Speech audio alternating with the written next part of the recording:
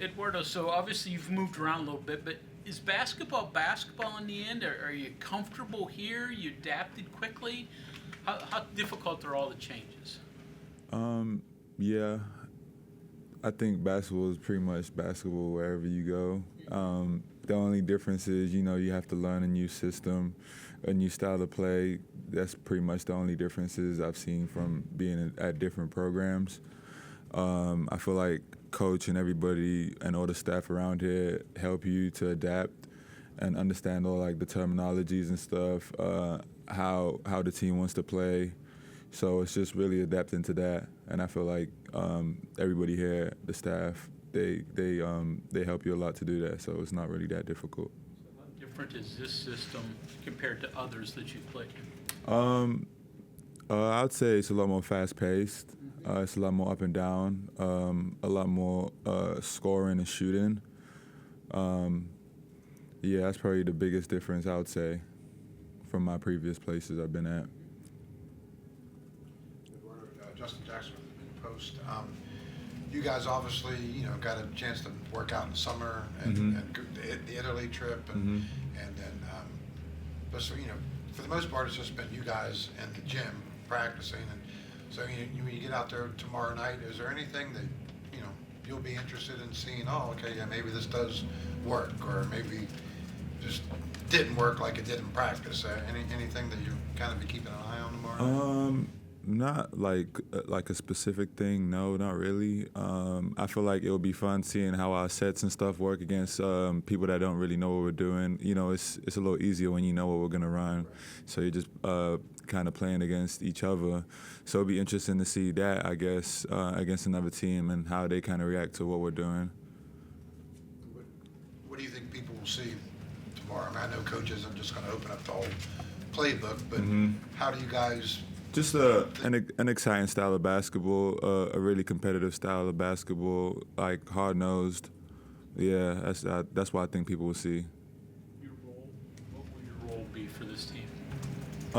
I feel like my role here, just being one of the older guys, is more of like a leadership role, especially to help like the others, the younger guys especially. My role, like when it comes to basketball, I feel like me being one of the bigger guys here is definitely trying to protect the rim, being a presence on the glass at all times, and just doing all the little stuff I can.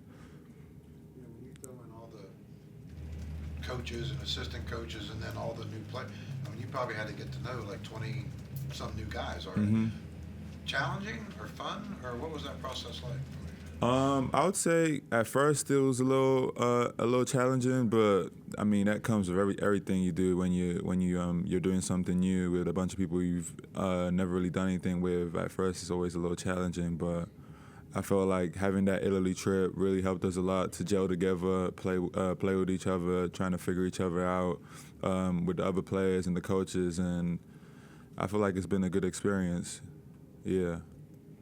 In this offense, it's obviously a lot of perimeter, just a lot of screens, hands, things like that, that might not, on the surface fit your game. So how have you adjusted to that, and how, will you bring your skills, which look like they're a little bit closer to the basket, to this offense? When it comes to that, I feel like I'm versatile enough to play in different type of offenses. I feel like I can still be a threat.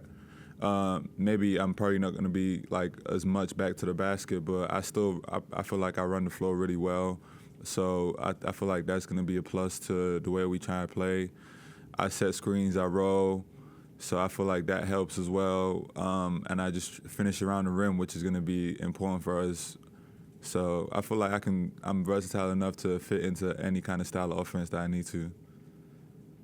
When you decided to transfer, why West Virginia? What drew you here? I would say the biggest thing that drew me here was just looking back at what Coach DeVries has done just in his past. Like pretty much everywhere he's went, he's won. And I feel like in my career, that's one thing I haven't done at a high level. I've never been to the tournament, and I know before I told myself before I'm done with college, I want to win and play in that tournament. So that was definitely one of the main factors of me coming here. and just kind of the support staff they had around as well. I felt like they were gonna be able to push me to be the best kind of player I could be, and I felt like this was definitely somewhere I felt like I could have an impact on the team to help them win. So yeah. Looking at your bio, see that you were born in Angola, moved to London. When did you come to the U.S. and how has moving around different places either helped you grow as a person or in basketball? So yeah, I've moved around a lot in my life. I came over here when I was about 17. I think I was like a sophomore in high school. Being that young, it's difficult pretty much for anybody, especially when you're like halfway across the world and you're not around your family every day.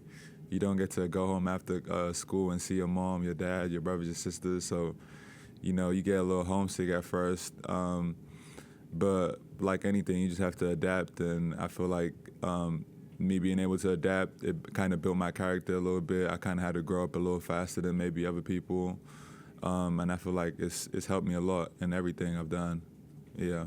Was it the big motivation other than basketball, being able to get a degree from a U.S. college or university, help you? Yeah, that's definitely a big thing, you know, just family-wise. I feel like just getting my degree and stuff like that for like my parents and stuff is really important. Even for myself, I feel like it's an important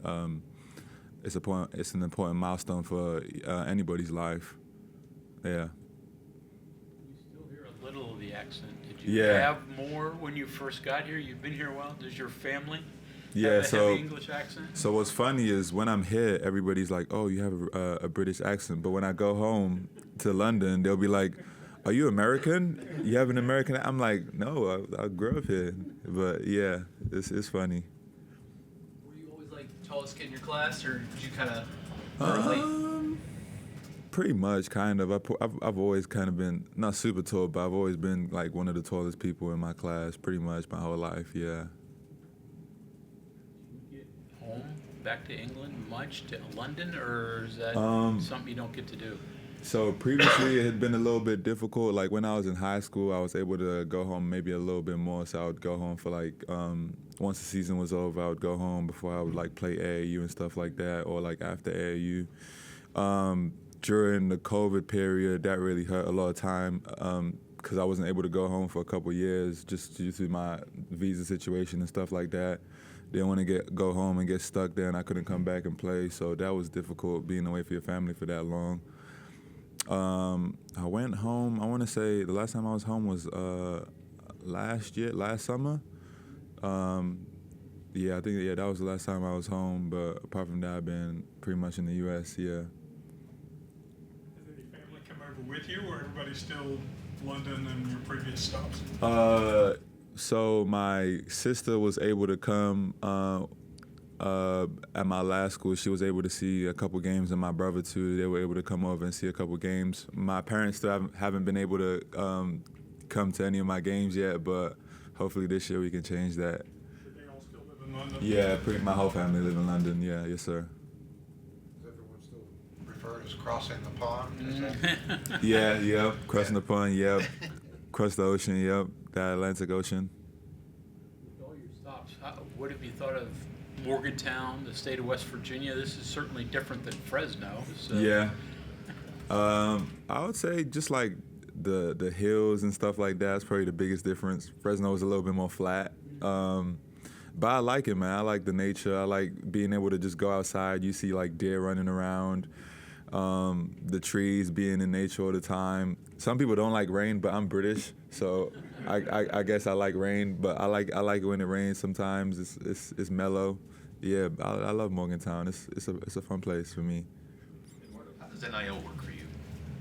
For me, Yeah. so with that, it's kind of like just finding people and like companies and stuff that kind of want to support me a little bit, and then pretty much just looking and seeing who kind of matches with me and stuff like that. You have like the influence app and stuff like that.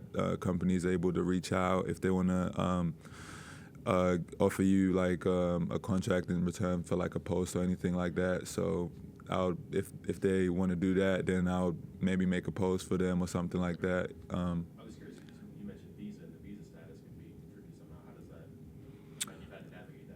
Yeah. So when you're international, it's kind of like it's a little bit more difficult.